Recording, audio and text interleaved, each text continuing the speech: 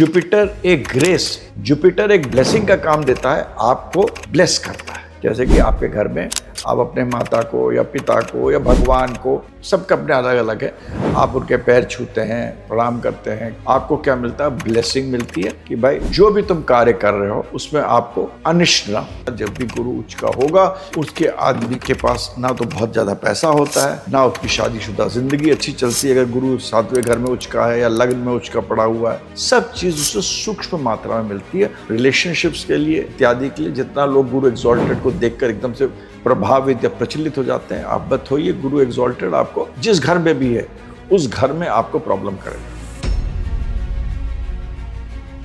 गुरु की 3 दृष्टियां होती है, 5वीं, 7वीं, 9वीं। जो 5वीं और 9वीं दृष्टि है गुरु की, ये अतीव अच्छी दृष्टि है। गुरु का जो स्टोन होता है वो बृहस्पति का पुखराज होता है, पर बहुत ध्यान से पहनना चाहिए पुखराज को। बहुत चीजें गुरु को देखने के बाद ही पुखराज को पहनना चाहिए, नहीं तो अनिष्ट भी कर देता है।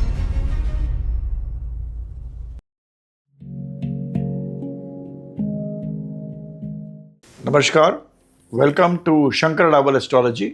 यहाँ पर एक मैं नया सीरीज चालू कर रहा हूँ एंड इन दिस सीरीज, इस सीरीज में हम एक प्लैनेट लेंगे और वो प्लैनेट के हर घर में उनका क्या एक बेसिक पॉजिटिव इम्पैक्ट या नेगेटिव इम्पैक्ट होता है उसके बारे में आपको समझाएंगे। तो सबसे पहला प्लैनेट हम लेते हैं Jupiter. So please listen to this carefully. Jupiter, what is Jupiter? Jupiter क्या है?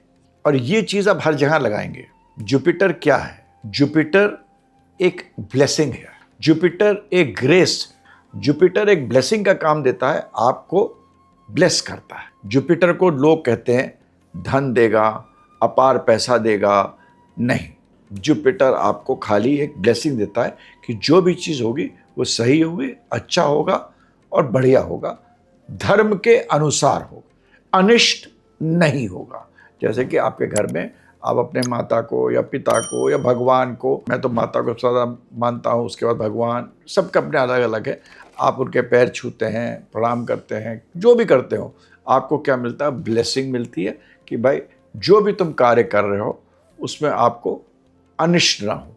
डाकू को भी एक उसका माँ ब्लेस करता है और साधु को भी उसकी माँ ब्लेसिंग देती है। इसी तरह आप गुरु को समझिए, गुरु आपकी ब्लेसिंग होती है, ना कि गुरु को जो लोग कहते हैं कि पैसे से मत जोड़िए। गुरु किन चीजों का कारक होता है? गुरु मतलब किन चीजों का कारक? वही चीज की वो चीज ज्यादा देता है। गुरु आपके फैमिली का कारक होगा, आपके संचित धन का भी कहीं कारक होता कि वो आपके जो आपने धन संचय करा है उस पर आशीर्वाद रहे, कि वो धन आपने करा करोड़ रुपए मगर आपका खत्म हो गया, हाथ से निकल गया, तो कोई फायदा नहीं होगा ना। तो गुरु आशीर्वाद है कि धन संचित रहे। गुरु बच्चे का कारक होता है, उत्पत्ति का कारक होता है, संतति का कारक होता है। गुरु ज्ञान का कारक होता है, क्योंकि गुरु तो गुरु ही है, तो ज्ञान जुड़ ही जाता है उसके साथ। गुरु आपके बड़ों का कारक होता है, आपके धर्म का कारक होता है। और जैसे हमारे गीता में कही गया है, हर आदमी का स्वधर्म होता है, तो वो जो आपका स्वधर्म है उसका कारक गुरु होता है। गुरु आपके पिता का कारक है, गुरु आपके जो रिलीजन का कारक है, आपकी फिलॉसफी का कारक है, इन सब का कारक है। और गुरु आपके अच्छे जगहों पे आप कहाँ पैसा खर्च करते हैं, चैरिटी पे, अच्छी जगहों पे, किसी सेवा जो करते हैं, उसका कारक है। तो गुरु इन चीज़ों का कारक है। गुरु कहीं से भी जो भ्रांति है कि अगर गुरु बहुत अच्छा है या गुरु उच्च का है, जिसके बारे में आप थोड़ी देर वीडियो को सुनते रहिएगा, लोगों को गुरु बहुत अच्छा है और गुरु को आपने एग्जॉल्टेड देखा और आपने कहा अरे वाह, ये तो करोड़पति की हॉरोस्कोप है। गुरु करोड़पति नहीं बनाता है। ये हम आगे प्लैनेट्स से डिस्कस करेंगे, हम देखेंगे कौन से प्लैनेट्स आपको करोड़पति बनाते हैं। गुरु जो है आशीर्वाद है, गुरु मेरी, और ये सूत्र है, इसको याद रखिएगा।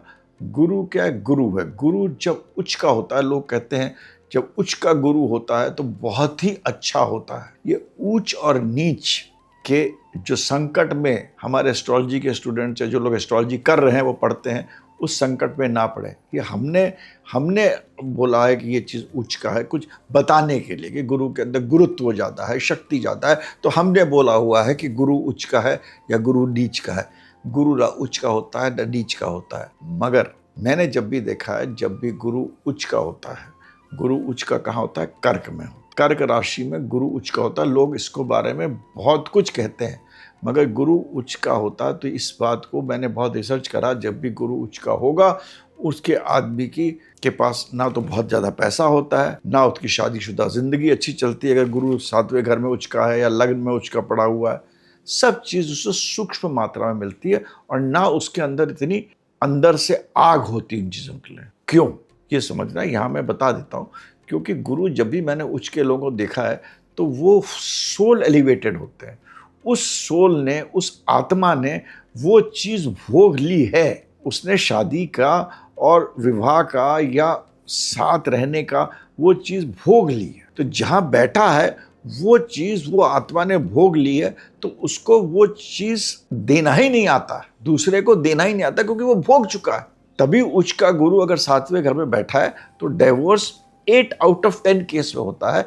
अगर उच्च का गुरु 7वें घर में बैठा हुआ 8 में से 10 केस का डाइवोर्स होता है, क्योंकि जब वो 7वें घर शादी के घर में बैठा हुआ है, अपने दाम्पत्य जीवन के घर में बैठा हुआ है, वो ऐसी आत्मा है जो कि ये चीज़ भोग चुकी है। उसको समझ में नहीं आता है कि वो अपनी जो ऑपोजिट, जो उसकी पत्नी है या उसकी पार्टनर है, उसको वो क्या दे, या दूसरी तरफ जो उसकी पार्टनर है उसके ऊपर तक उठ नहीं सकती है। वो 100th फ्लोर पे है और जो उसकी पार्टनर है वो 10th फ्लोर पे है, तो 10th से 100th फ्लोर में जाना बहुत मुश्किल हो जाता है। इसको इस तरीके से भी सोच सकते हैं। तो ज़्यादातर मैंने देखा है कंपैटिबिलिटी नहीं बनती है और डिवोर्सेस होते हैं। तो गुरु एग्जॉल्टेड का जो लोग बहुत इसको महत्व देते हैं, स्पेशली लग्न में भी हो, तो भी मैंने ये रिजल्ट्स देखे, ये चीज़ आपको नहीं देगा, क्योंकि वो सोल ने उस चीज़ को भुगत चुका है।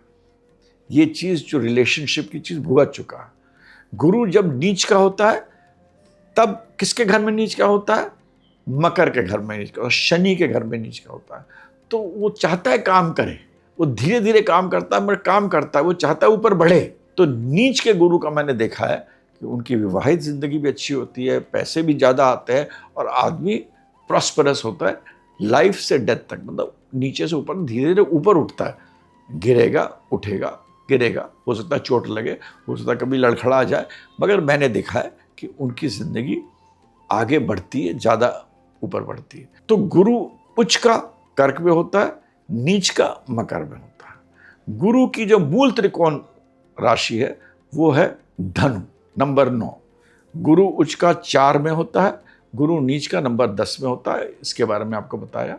गुरु की स्व राशि और मूल त्रिकोण राशि है धनु, नंबर 9। जिनका गुरु नंबर 9 में है वो बहुत ही अच्छा होता है, क्योंकि वहां पर गुरु को नॉलेज होती है, गुरु के अंदर ज्ञान होता है, आदमी के अंदर भूख होती है ज्ञान की। मगर जब भी मैंने देखा है गुरु मूल त्रिकोण में अपने घर में होता है, ऐसे लोगों को अहंकार से बचना चाहिए, अहंकार ना आए। ये मेरी एक रिसर्च है और लाखों पत्रियां देखी, उसमें मैंने देखा है। इसी तरह गुरु की दूसरा जो साइन होता है वो होता है मीन राशि, जहाँ पर गुरु कहता है 2। गुरु नारायण बन जाता है। नारायण के पास तो कुछ नहीं है मगर सब कुछ है, क्योंकि उनके पास लक्ष्मी है। नारायण आप देखिए, उनके पास कुछ भी नहीं है।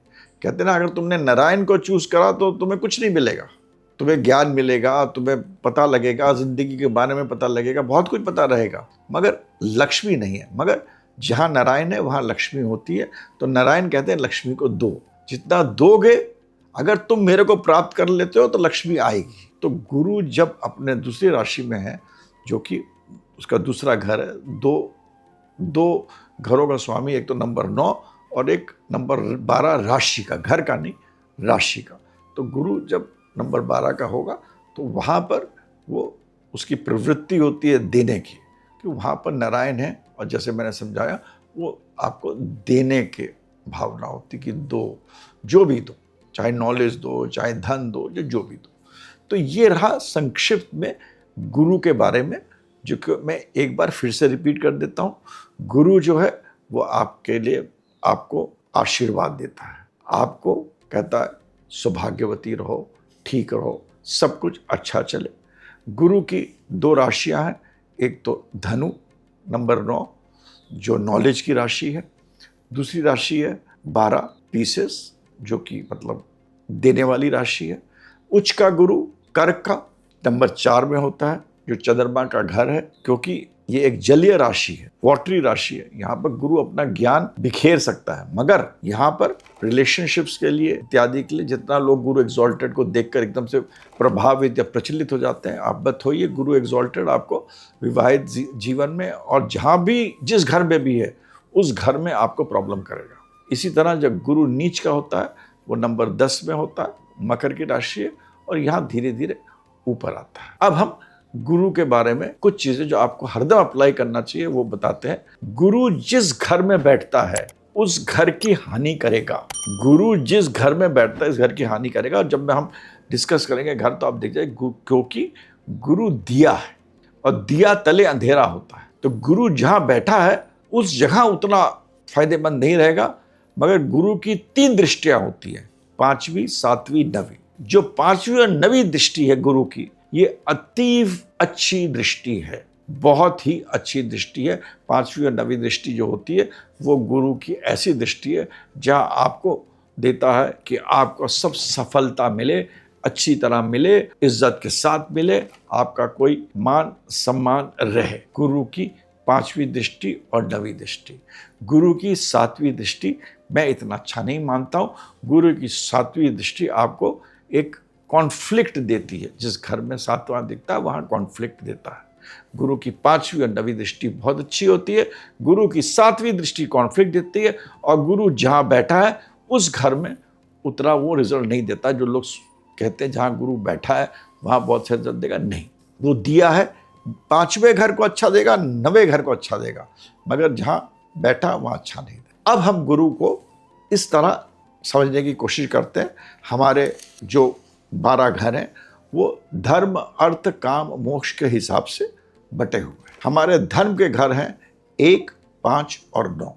गुरु अगर 1, 5 और 9 में है बहुत ही शुभ है, क्योंकि यहाँ से गुरु की दृष्टि अगर पहले घर में होगी तो 5वें घर में पड़ेगी, संतति के लिए अच्छा है। 9वें घर में पड़ेगी तो आपके भाग्य के लिए अच्छा है। गुरु भाग्य का कारक है। जो चीज़ आपको आसानी से मिलती है समझ लीजिए गुरु दे रहा है। आप उस भगवान जब बांट रहे थे तो आप उस लाइन में खड़े थे जहाँ भाग्य मिल रहा। तो गुरु की 9वीं दृष्टि पहले घर में हो तो गुरु नंबर 1 1 में हो तो 5वीं और 9वीं को देखता है, अति अच्छा होता है। 7वें में उसका कॉन्फ्लिक्ट रहेगा बिटवीन हस्बैंड वाइफ, जब तक कि वाइफ बहुत स्पिरिचुअल ना हो। गुरु की 5वां घर नंबर 5 में होगा तो 5वीं दृष्टि ये 9वीं पे पड़ेगी, 7वीं दृष्टि इसके 11वें घर पे पड़ेगी, और 9वीं दृष्टि पहले घर पे। तो यहाँ पर भी बहुत ही अच्छा है।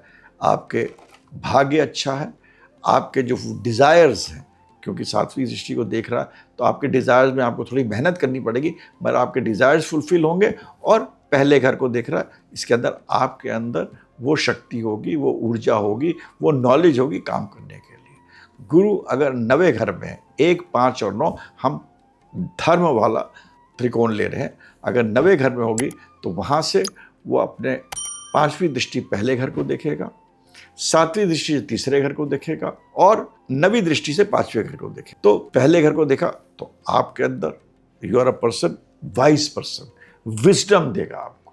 तीसरे घर में आपको कार्य करने की शक्ति देगी। जो जहाँ भी देखता है वहाँ अच्छे ही करेगा, कार्य करने की शक्ति देगा, मगर हरदम थोड़ी सी द्वंद्व रहेगी, मैं क्या करूँ क्या नहीं करूँ। हो सकता है भाइयों के साथ कुछ प्रॉब्लम करे, मगर 7वीं दृष्टि से वो देख रहा है तीसरे घर को, तो आपको हरदम रहेगा कुछ ना कुछ करना चाहिए हमें।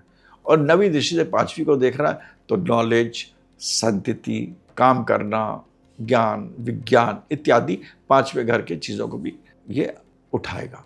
तो गुरु जब भी अपने धर्म वाले स्थानों में हो, पहली, 5 और 9, 1, 5 और 9, गुरु जब भी 1, 5 और 9 में होगा वो आपको अच्छे रिजल्ट्स देगा। अब हम अर्थ त्रिकोण की बात करते हैं। अर्थ त्रिकोण होता है 2, 6 और 10, और गुरु जब भी 2, 6, 10 में बैठा होगा, यहाँ पर आपको ये ऊर्जा ऐसी पैदा करेगा कि आपसे कहेगा कि तुम पैसा कमाओ, तुम कुछ ऐसा करो कि जिससे हमारे पास धन आए। तो गुरु जब भी दूसरे घर में बैठा होगा तो ये कोशिश उसकी यही रहेगी कि हम किसी तरह पैसे को अर्जित करें।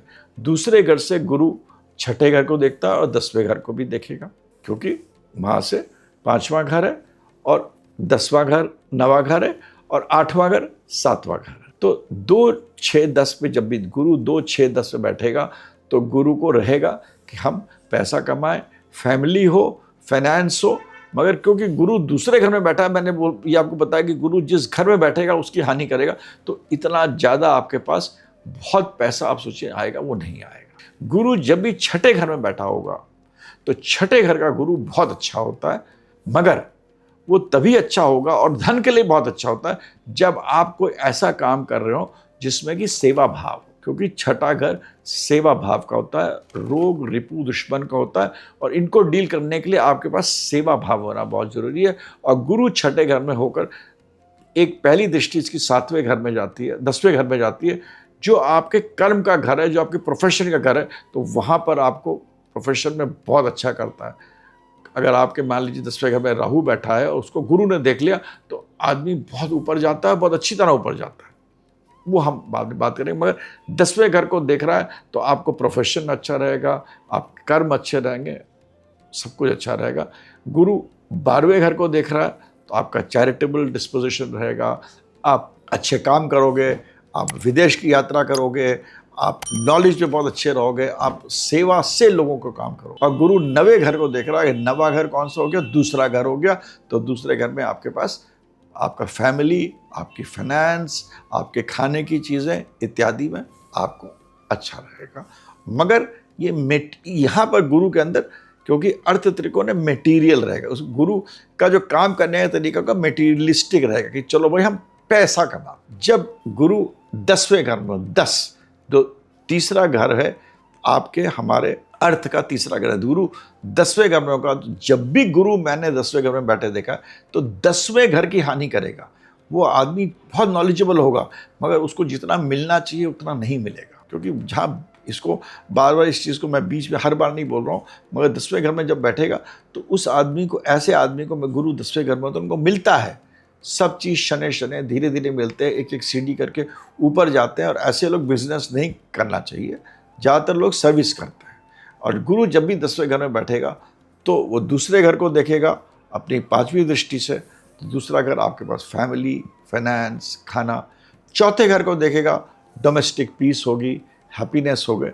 थोड़ा सा द्वंद्व हो सकता है क्योंकि गुरु जो है जब 10वीं दृष्टि से, आप इस तरह समझिए 10वीं दृष्टि से बैठ के चौथी दृष्टि पे देख रहा है, तो जब भी 7वां घर होता है तो उस आपके ऑपोजिट घर होता है। ये मैं एक बार समझा रहा हूँ, ये हर जगह लगेगा। गुरु जब भी 10वें घर में बैठा होगा, चौथे, तो मतलब गुरु 10वें घर में काम, उसको कहा जा रहा है काम करो, मगर चाहता है क्या? वो आराम करना। चौथे घर, चौथा घर का आराम कर दो, चाहता आराम करना।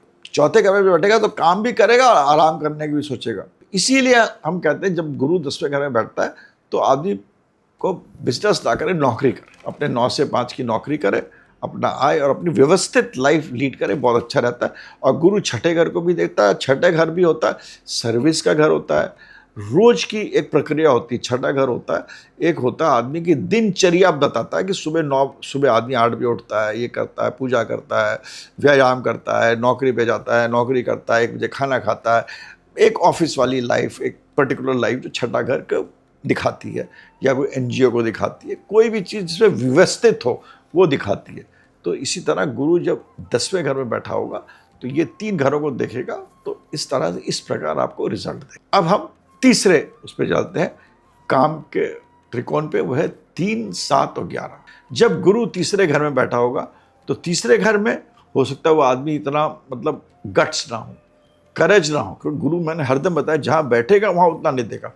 हो सकता है उसके अपने भाई बहनों के साथ इतनी जमती ना हो, पटरी ना खाती हो, मगर गुरु वहाँ से 7वें घर को दिखता है तो शादी के लिए अच्छा कर देता है। अगर आपकी शादी में प्रॉब्लम्स, गुरु की दृष्टि बहुत अच्छी होती है, गुरु की दृष्टि बहुत अच्छी होगी। गुरु जब तीसरे घर में बैठेगा, 7वें को देखेगा तो मैरिड लाइफ चाहे कैसी भी हो, वाद विवाद होगी, मगर आपकी जो पार्टनरशिप होगा, जिसके साथ आप रह रहे हो, अब तो बहुत विभिन्न तरीके हो गए मैरिड लाइफ को डिफाइन करने के लिए, वो आपके अच्छे रहेंगे, रिलेशनशिप अच्छा रहेगा। गुरु तीसरे घर से आपके 9वें घर को देखता है तो आपका भाग्य अच्छा रहेगा, जिसका भाग्य अच्छा है तो वो बहुत अच्छा है। गुरु यहाँ से 11वें घर को देखता है तो आपके डिज़ायर्स हैं, 9वें घर को देख रहा है तो यहाँ पर आपको भगवान की एक कृपा मिल रही है कि जो आप डिज़ायर कर रहे हैं, जो आपके एस्पिरेशंस हैं, जो आप सोच रहे हैं, जो आप चाहते हैं, वो आपके पूरे होंगे। ये रहा गुरु का तीसरा घर। गुरु की तीसरे घर से दृष्टि पड़ती है 11वें घर पे, तो 11वें घर में आपको पैसा अर्जित होगा, आपको पैसा आएगा। तो गुरु तीसरे, 7वें और 11वें में का रिजल्ट ये रहेगा। मगर यहाँ पर आपका जो पैसा आएगा और जो आपकी जो भावना जो होगी, गुरु की जो एक तरीका जो होगा, वो होगा डिस्कशन करने का, थोड़ा ऊपर नीचे, क्योंकि गुरु यहाँ पर एक तरफ बुध के घर में है, एक तरफ शुक्र के घर में, तीसरा शनि के घर में।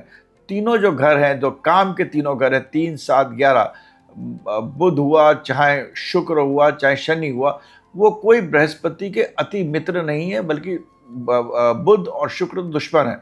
तो यहाँ पर आपके पास पैसा तो आएगा, काम से आएगा, मगर जो उसका तरीका होगा पैसा आने का, वो गलत होगा। रिश्तों में जो चीज़ें होंगी वो भी गलत होंगी, थोड़े से डिफरेंसेस होंगे, जैसे कि जो कि हमारे पहले वैदिक मतों में लिखा था उसी अनुसार नहीं होगा। मगर आज के देश काल पात्र के हिसाब से गुरु अगर तीसरे घर में है तो आपके हो सकता है भाई बहन में छोटा प्रॉब्लम हो, टू रिपीट अगेन, मगर आपकी फैमिली लाइफ ठीक रहेगी, आपके पास प्रॉस्पेरिटी रहेगी, आपका लक रहेगा, चाहे कुछ भी करेंगे। और गुरु अगर 11वें घर को देख रहा है तो वहाँ पर आपकी मनोकामनाएं जो भी हो, काम की मनोकामनाएं हो, वो आपकी पूरी होंगी। अब हम लेते हैं गुरु को आखिरी में मोक्ष भाव में, जो है 4, 8, 12। ये जलीय राशि है, तीनों जलीय राशि हैं। और यहाँ पर जल जब होता है तो गुरु यहाँ पर मैंने देखा है, और मैंने इतनी रिसर्च करी है, और क्रिमिनल्स पे मैंने बहुत रिसर्च करी है। अगर आप लोगों के किसी भी क्रिमिनल हो और उसके शनि मंगल साथ में हो और इन्हीं जलीय राशि में हो, 4, 8, 12 में हो, और दृष्ट हो शनि राहु के साथ या और कोई मेलेफिक के साथ, तो ये आदमी को बहुत बड़ा क्रिमिनल भी बनाते हैं, क्रिमिनल माइंडेड भी बनाते हैं। तो गुरु जब 4, 8, 12 में बैठेगा, मोक्ष की राशि बैठेगा, तो ये आपको मोक्ष भी एक तरह से प्रदान कर सकता है, ऊंचाइयों तक ले जा सकता है, और एक तरफ आपको नीच की तरफ भी ले सकता है। ऐसे भी कर्म कर सकते हैं जो कि बहुत ही गलत कर्म हो सकते हैं। गुरु जब भी इन तीनों घर में बैठेगा, हम एक एक घर लेते हैं। गुरु जब कर्क में बैठता है, यहाँ पर उच्च का होता है, 4 नंबर में उच्च का होता है। मगर गुरु जब भी मैंने यहाँ देखा उच्च का देखा है, आदमी को अच्छा नहीं करता है, मैरिड लाइफ में प्रॉब्लम करता है, टेंशन्स करता है। जितना गुरु के बारे में जितना बोला गया वो कुछ नहीं देगा, गुरु उतना कुछ नहीं देगा। आप कमेंट बॉक्स बताइए, गुरु अगर आपके कर्क में बैठा हुआ है और लग्न में बैठा हुआ है, या 7वें घर में आपका नंबर 4 पड़ता है, एक नंबर पहले घर में नंबर 4 पड़ता है, 7वें घर में नंबर 4 पड़ता है, तो आपकी खुद की ज़िंदगी या मैरिड लाइफ कैसी रही है? अच्छी, ज़्यादातर 9 में से 10 अच्छी नहीं होगी। तो मगर गुरु कर्क यहाँ से बैठकर 5वें, गुरु यहाँ बैठकर आपका 8वें और 12वें घर को देखता है, तो आपको गूढ़ विषयों में आपको करेगा, आपको नियंत्रित करेगा। आपके जो सोचने का तरीका होगा, गूढ़ रहस्यों में की तरफ, तंत्र मंत्र यंत्र की तरफ ले जाएगा, ओकल्ट की तरफ ले जाएगा, एस्ट्रोलॉजी की तरफ ले जाएगा। आपको दूसरों को मतलब दान धर्म करने का भी रहेगा। मगर अगर यहाँ पर गुरु गलत हो जाता है, तो यही गुरु आपको कर्क में बैठकर आपको हो सकता है आपको गलत काम कराए, यंत्र मंत्र तंत्र गलत कराए, गलत सेक्सुअल आइडियोलॉजी दे दे, और गलत चीज़ों में आपको प्रेरित करे। जो कि सही है उसके ऑपोजिट करेगा गुरु, अगर ये बेनिफिक हो या वीक हो। इसी तरह गुरु जो है अपनी नवी दृष्टि से 12वें घर को आपको देखेगा यहाँ पर। तो जब 12वें घर को देखता है तो यहाँ पर आपको अच्छे काम भी करता है, मगर गुरु अगर यहाँ पर नीच का हो, मेलेफिक हो, गलत ग्रहों से दृष्ट हो, तो आपको यही गुरु आपको जेल की हवा भी खिला सकता है, हॉस्पिटल भी दे सकता है, और आपको प्रॉब्लम भी दे सकता है। तो अब इस तरह आपको गुरु अगर वृश्चिक में हो तो यहाँ पर अगेन 12 और 4 को देखेगा। गुरु अगर मीन में हो तो फिर ये 4 और 8 को देखेगा। तो ये 4 और 8 12 का जो ये एक बनता है जलीय राशि में, 5वें 9वें को आपस में देखेंगे। अगर आप देखेंगे गुरु अगर चौथे में होगा तो 1 4 5 6 7 8 आपके 8वें घर को देखेगा, फिर आपके 12वें घर को देखेगा। 8वां घर होगा वो 4वें घर को चौथे घर को देखेगा, 12वें को देखेगा। 12वें में होगा तो ये पांचवी दृष्टि से चौथे घर को देखेगा और नवी दृष्टि से आठवें घर को देखेगा। तो ये दृष्टियां पांचवी नवी सेव करेंगी आपको। मैं हरदम बोल रहा हूं, जो दृष्टियां हैं इनको सेव करेंगी। मगर अगर जलीय राशि में मैंने देखा है, अगर यहाँ पर जो ग्रह अगर गलत बैठे हैं तो आपको ये, क्योंकि ये जलीय राशि है और ये जल है, जल के अंदर जो चीज़ मिला दो वो मिल जाती है। तो अगर मट्टी मिल गई तो ये आपको नेगेटिव की तरफ ले जाएगा, जो गुरु की गुरुत्व खत्म हो गए और नेगेटिविटी आपकी तरफ आ जाएगी। आप ये देखिएगा, बहुत जगह आप लोगों को दिखेगा गुरु एग्जॉल्टेड होता है पर कुछ नहीं देगा। गुरु आपके वृश्चिक, अगर उसमें जो पांचवी नवी दृष्टि, चाहे पांचवी नवी दृष्टि पड़ रही हो, मगर अगर वहाँ पर जो ग्रह बैठे हैं वो अगर उसके दुश्मन है, मेलेफिक ग्रह हैं। इस पे बाद हम अगली चीज़ पे आते हैं जो बहुत इंपॉर्टेंट आपको समझना चाहिए कि गुरु के कौन से ग्रह हैं जो कि उसके सबसे बड़े दुश्मन हैं। सबसे बड़ा जो गुरु का दुश्मन ग्रह है वो है आपको शुक्र से दुश्मनी है, गुरु की राहु से दुश्मनी है। ये दो ग्रहों के साथ बहुत ज़्यादा उसकी दुश्मनी है। और गुरु की जब भी गुरु इन दोनों ग्रह के साथ बैठेगा, गुरु के जो रिजल्ट्स होंगे वो थोड़े से नेगेटिव होंगे। इसमें हमें चार्ट दिखाना पड़ेगा कि शुक्र आगे है, गुरु पीछे है, राहु आगे है या गुरु पीछे, डिग्रीज को हमें देखना पड़ेगा। गुरु सबसे अच्छे पोजीशन में होगा जब सूर्य के साथ बैठा होता है, तो बहुत ही अच्छे पोजीशन में होता है। गुरु चंद्रमा के साथ होता है, वो गज केसरी योग बताता है। अगर आपके लग्न चार्ट में और आपके नवांश चार्ट में, उसको हम D9 बोलते हैं, नवांश चार्ट, अगर दोनों में गुरु चंद्र एक दूसरे से केंद्र में बैठे हुए हैं तो निश्चय वो असली गज केसरी योग है। हम लोग ज़्यादातर गुरु चंद्र को अपने लग्न चार्ट में D1 चार्ट में देखते हैं और कहते हैं कि भाई गज केसरी योग बन गया है, मगर जब तक वो नवांश में नहीं होगा तो वो असली गज केसरी का फल नहीं देगा। आपको बस एक, जैसे कहते हैं कि आपको आशीर्वाद गुरु वहाँ दे देता है।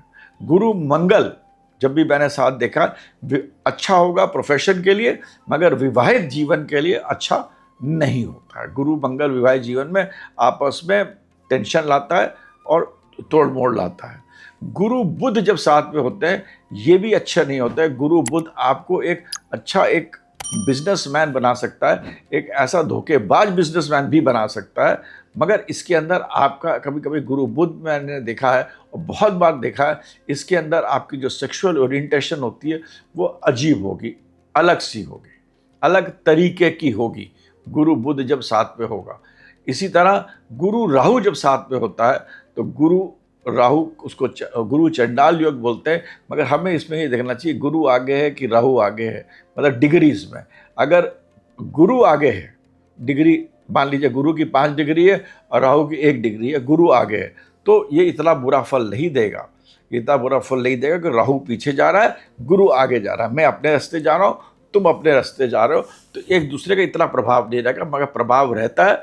गुरु राहु का प्रभाव आपके जीवन में रहेगा, आपके जीवन में जो आप अपना जीवन जी रहे हैं उसमें रहेगा, मतलब आपके बच्चों में, आपके परिवार में, आपके जो तरीके में, विचार में, उसमें फ़र्क लाता है गुरु राहु। मगर गुरु राहु 36 और 42 के बीच में आपको काफ़ी धन देने की क्षमता रखता है गुरु राहु।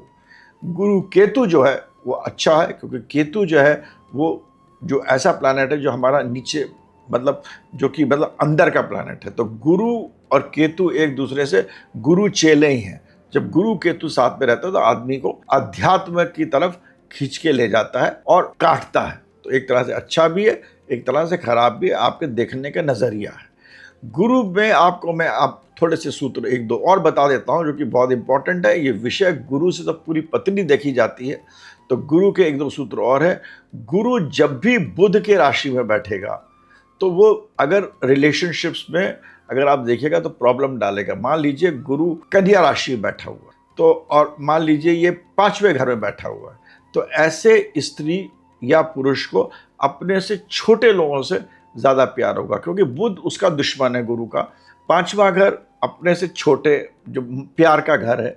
जब भी मैंने गुरु को बुध के साथ देखा है, अगर गुरु बुध तीसरे घर में बैठा होगा तो अपने कजन्स के साथ, या लोग बोलेंगे ये मेरी मुंह बोली बहन है या मुंह बोला भाई, उनके साथ रिश्ता हो जाता है। गुरु अगर 9वें घर में बैठा हुआ है और बुध की राशि बैठा हुआ, बुध की कौन सी राशि में? मिथुन में नहीं, कन्या में बैठा हुआ। कन्या बैठा हुआ तो अपने पिता जैसे आदमी के साथ उसका रिश्ता होगा। तो आप गुरु को ये मत समझिए कि गुरु जहां बैठ गया वहां पर अच्छा ही करेगा। ये मैंने बोला दिया तले अंधेरा है, तो गुरु को ये समझिए, ये एक सूत्र है कि अगर गुरु रिश्तों में अगर तीसरे घर में है और कन्या राशि है तो आपको ऐसे रिश्ते देगा जहां भी आपने मुंह बोले बहन के साथ या अपने कज़न के साथ रिश्ते दे सकता है, इंसेस्ट रिलेशनशिप दे सकता है। गुरु इसी तरह अगर 5वें घर में बैठ गया, कन्या राशि है, तो मैंने देखा है ऐसे रिश्ते देगा जो कि लोग अपने बहुत छोटे से आदमी, अपने से कम उम्र के लोगों से प्यार करने की होगा। और गुरु अगर 9वें घर में बैठा हुआ है और अगर कन्या राशि हो तो अपने से बड़े लोगों के साथ मोहब्बत करने के उसको अट्रैक्शन रहेगा। अब इसी तरह गुरु का ये बहुत बड़ा विषय है, इसको मैं कभी कवर करूंगा, मगर ये आपको मैं संक्षिप्त में ये बताने की कोशिश कर रहा हूँ कि गुरु को आप ये मत सोचिए कि गुरु जहाँ बैठ गया तो वहाँ पर रिश्ते कैसे खराब होते हैं, कैसे नहीं खराब होते हैं। गुरु रिश्ते खराब करता है। इसी तरह अगर गुरु की जो मेन राशि है 2, 5, 9 और 12, यहाँ पर उसके दुश्मन राहु, शुक्र, शनि, अगर ये तीनों प्लैनेट्स दूसरे, 5वें, 9वें, 12वें बैठ गए, राहु, शुक्र या बुध, राहु, शुक्र, बुध, राहु, शुक्र, बुध, ये गुरु के दुश्मन है। अगर इनमें से 2 प्लैनेट्स दूसरे घर में, 5वें घर में, 9वें घर में या 12वें घर में बैठ गए तो आपको ये गुरु फिर गुरु नहीं है, आपके हर जगह हर जिंदगी में आपको प्रॉब्लम करेगा।